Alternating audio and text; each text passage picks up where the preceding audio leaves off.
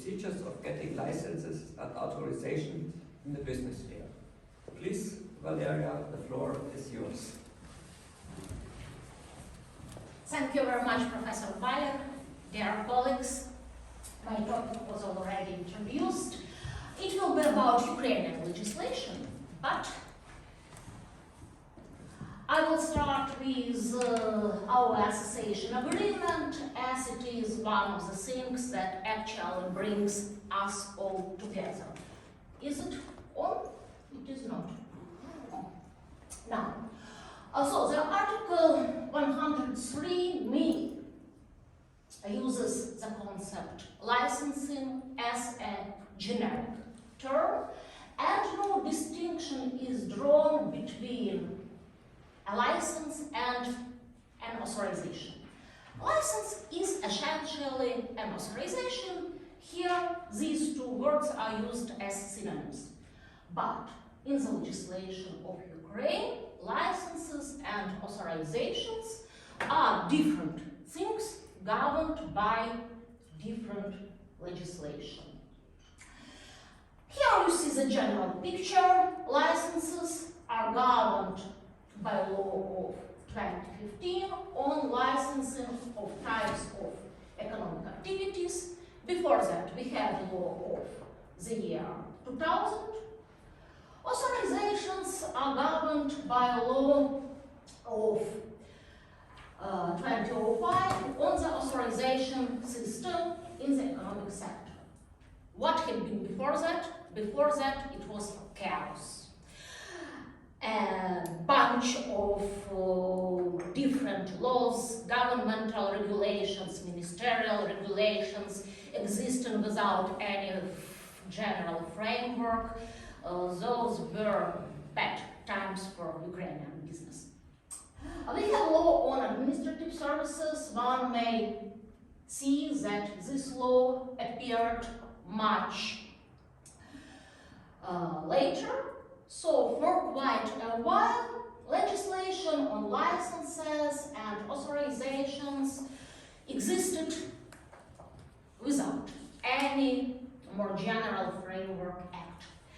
And of course, we have a draft of a much anticipated law on administrative procedure. We talked about it a lot yesterday. So, licenses and authorizations are different things in Ukraine, and here on the slide I summarize the major differences. A license gives right to pursue a certain type or economic activity, like medical practice. Authorization gives right to conduct certain actions in the economic sector, like the right to operate some equipment or to exploit a land plot. License is not tied to specific objects as the entire type of economic activity is covered.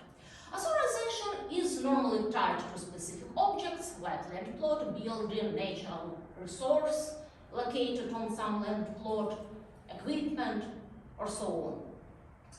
During licensing, one checks the overall capacity of a business entity to perform a kind of economic activity in terms of personnel, organization, and facilities. The ambit of authorization procedures is more modest. Here, one ensures the security of just certain processes or objects. License rights normally are not privileged, as every business entity complying with the licensing requirements can obtain a license. But some authorizations may be granted on competitive basis, so rights become privileged, as the state cannot grant just unlimited number of certain authorizations. There are limited land plots, limited public spaces, extinguishable natural resources, and so on. And authorization procedures are generally less burdensome as overall capacity of the business entity to perform the whole type of economic activity is not checked here. Still, both licenses and authorizations share some common features, and these features in the same time distinguish them from other administrative services. As to the common features, only the business entity may initiate the proceedings to obtain a license or authorization, not the authority itself. There are proprietary aspects to the relations. Law may require the applicant to possess certain property as a condition for obtaining a license or authorization, and rights arising out of these are protected as proprietary rights under Protocol 1, Article 1 of the European Convention on Human Rights. Actually, Ukrainian legislation, Ukrainian law, doesn't recognize these rights as proprietary rights as of now, but maybe it's just the perspective. Issuance and annulment of those is not an ordinary administrative service, as it performs the function of state regulation of economic activity. There are actually no discretionary powers of the authorities when they make decisions about whether to grant or to deny one of these, because the grounds are set in law, and the rights and obligations of the parties to the procedure are aimed primarily at ensuring the proper business organization. Compliance with the procedure itself is for sure a necessary but still a secondary task. Let's have a closer look on our legislation on licensing. We have framework law on licensing of types of economic activities, and what's important, that only types of economic activities enumerated in that law, it's Article 7, are subject to licensing. There are 32 types now, and these 32 types of economic activities can be further grouped into 3 groups. The first groups is activities licensed under the very law on licensing. The examples are shown here. These are just the examples. Of course, there are many of those. The second group is activities licensed under the law on licensing and separate laws, meaning some specifics laid down in the separate laws are taken into account. Again, you see the examples. And the third part, there are activities only mentioned in the law on licensing, Article 7, because everything that is licensed must be mentioned in that article. But these activities are licensed entirely under separate laws. Again, you see the examples: banking activities, television and radio broadcasting, production of trade, production of or trade in alcohol, tobacco and fuel, and some other things. The picture here may seem maybe a bit complicated for a German eye, but not to Ukrainian lawyer, as our legislation here is more or less settled. The law on licensing underwent major changes in 2019. It's more or less okay here. It gets worse when we go to legislation on authorizations. There are 2 framework laws. There is a law on the authorization system, and this one is accompanied by a law on the list of authorizations in the economic sector. The idea of that law was that every authorization existing in the legislation must be included in this list to provide an exhaustive picture. The idea was good, but it is not the reality. I will tell about that.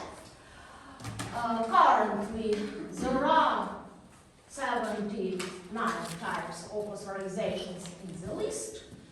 The most common ones are listed like environmental impact assessment decision, construction permit, exploitation permit, or outdoor advertising permit,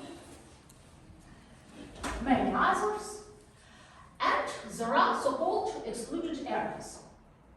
These are explicitly mentioned in Article 2, Part 2 of the law on the authorization system. In these excluded areas, getting authorizations is governed by separate laws. The spheres are listed here again, like state export control, financial service markets regulations, activities related to classified information, state secrets, and so on. But there is something else. There is also a gray zone in this picture. Other authorizations are mentioned neither in the list nor under the excluded areas section. There are authorizations that are provided for either in laws or in governmental regulations or in ministerial regulations, but they are outside of any general framework. This is a loose end in the legislation. Clearly, it's not good, it's a fault, it's not good Gesetzgebung. Everybody recognizes that, but these things just continue to exist. And they are very common, like declaration of fire safety is required actually to start any new business in new premises. Passport of temporary structures placement, in Ukrainian passport прив'язки тимчасової споруди. It's a bit tricky to translate into English, so I will provide you the translation myself. Let's move to the law on administrative services. Administrative service is defined as the result of the exercise authority. In Ukraine, it is very much appreciated because it is the result, not the process. Process may lead to nowhere, to no result. And as to the systemic links between this law and the legislation described previously, law on licensing is mentioned in the law on administrative services, but actually the legislation on licensing retains its autonomy, its independent sector of legislation. Legislation on the authorizations is deeply integrated because authorizations are normally obtained in the centers for administrative services, known as CNAPs in Ukrainian. So these actually come together now. And if we talk about recent trends in COVID and post-COVID times, the major trend is the rapid proliferation of administrative services in electronic form through the single-state web portal of electronic services, DIA. Here you see the official logos.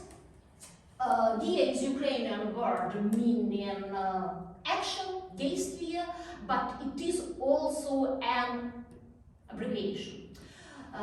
Держава и я, state and me, state and the individual. That's the idea, and now we have a dedicated section on the Dia portal for businesses. I made this screenshot and I translated the titles just to convey the general idea. Here we have licenses and authorizations. Actually, some things are found under other sections. For example, fire safety declarations that was mentioned is here under starting a business section. This is the list of the licenses and authorizations available for obtaining through this portal. As for now, the list is short. But you know, everything is evolving very rapidly in this area, so every day one may expect that something new will be added, and we have some prominent examples which are regarded as huge improvement for businesses. One of these is a construction permit. This is maybe the most infamous authorization in Ukraine. It had been associated with huge corruption. Now the human factor in obtaining this one is eliminated, as it can be obtained only electronically through this portal. As for the structure, this is the button to submit the application, this is the description of the service, and here we have a user guide, how to obtain a service, next steps, frequently asked questions, and related legislation. To read more, it's quite handy. I reiterate, it's really appreciated by businesses. I will turn back to the Dia portal at the end of my presentation because it's important for the conclusions. But for now, I want to stop at some problematic issues and their treatment in draft law of administrative procedure. The first one will be the denial of authorization. Law on the authorization system. Article 4.1 says that entirely the laws which govern obtaining the authorizations establish exclusive lists of grounds for denial and annulment of an authorization. Laws in strict sense as acts of parliament, not governmental or ministerial regulations, and this is seen as a guarantee for businesses. It's an important point from Ukrainian point of view, but there is a problem. Grounds for denial of some authorizations are specified in governmental or in ministerial regulations, not laws as acts of parliament. Here you see some examples. There are more. Court practice follows the approach according to which, in the absence of provisions in laws, governmental regulations or ministerial regulations do apply because there must be some regulation. But actually it's no good because this court practice contradicts the law. And the draft law of administrative procedure doesn't address the issue directly. I mean that if the law is enacted, this problem won't disappear automatically. Let's move on to the annulment of an authorization. According to the current law, the authority itself can annul its authorization in two very narrow instances: if the business entity requires so, or if the business entity just ceases to be. If there are breaches, there must be an action before a court.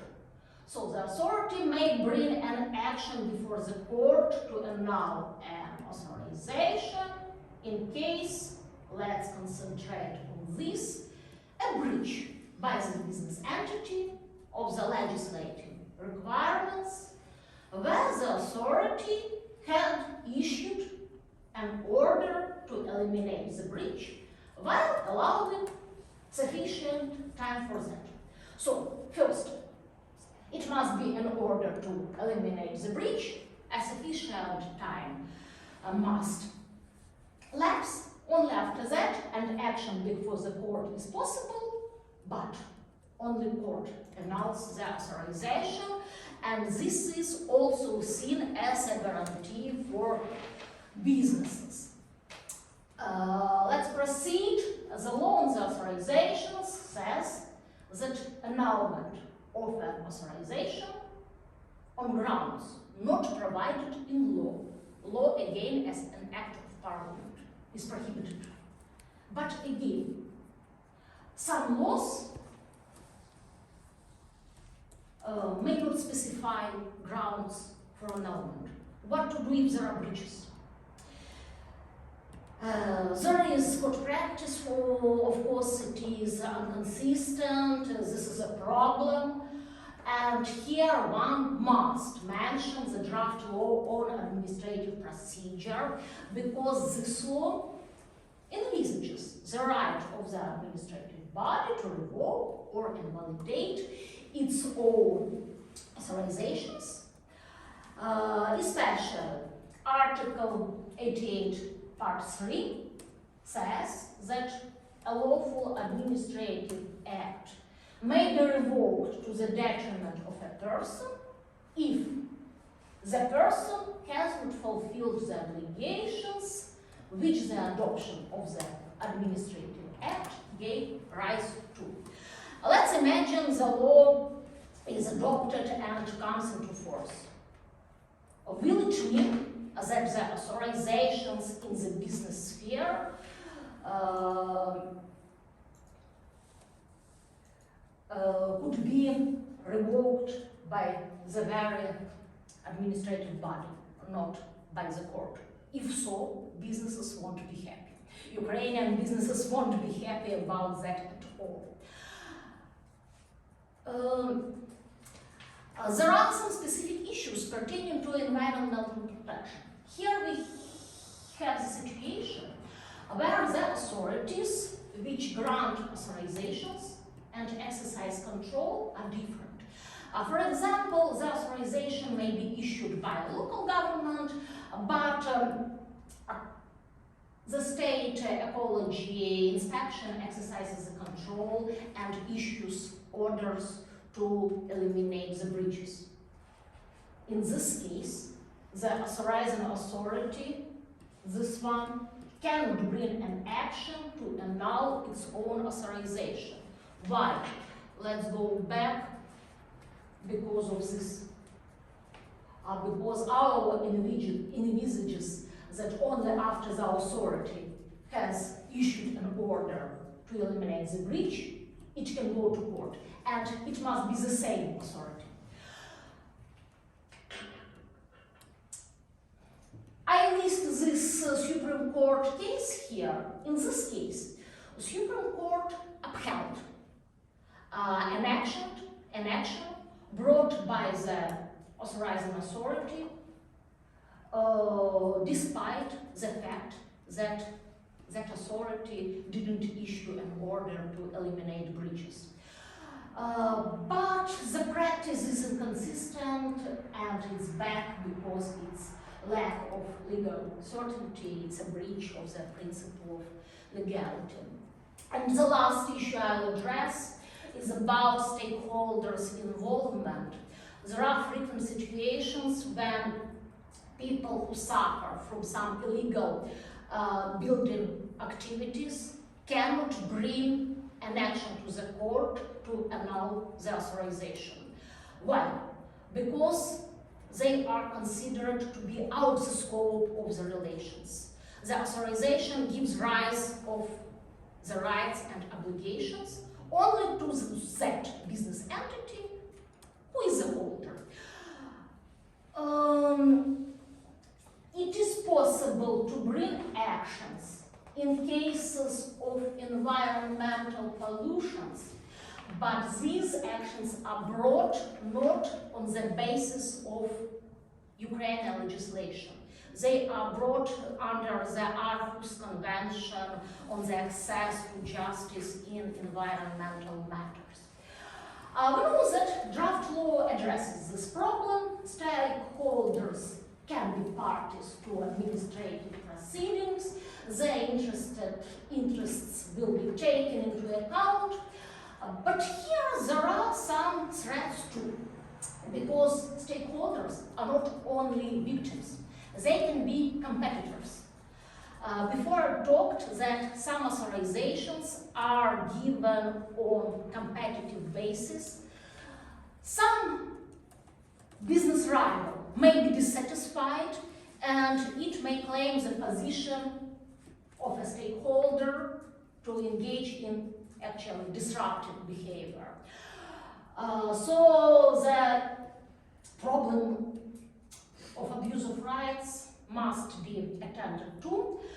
And as to the conclusions about administrative procedure and the draft law for businesses, actually, I have a doubt if businesses need a court-like procedural system envisaged in the draft law. I stopped at the issue of dia-portal functioning. It seems businesses want something else, not this. Businesses want it streamlined, quick, and without human interaction at all. Some changes are welcome, like stakeholder involvement. I talked about that just now, but here one may need to think about the boundaries. Other features seem problematic. Revocation and nullification of an act by the authority itself is seen as a problem, and this is not only my voice. That's clear. And the last point to address, and not least, this legislation in Ukraine is huge. It won't disappear when the law on administrative procedure comes into existence. It will continue to be, and there will be severe problems of coexistence. And the improvements of the legislation on licenses and authorizations will remain necessary because these problems won't disappear just because some new law is enacted. It will be just another level of regulations, but problems must be addressed from the bottom, so to say. Thank you very much for your attention. I can ask your questions whether in English or in Russian. Thank you very much for your presentation. You can stop your on top of it, then we have the full screen.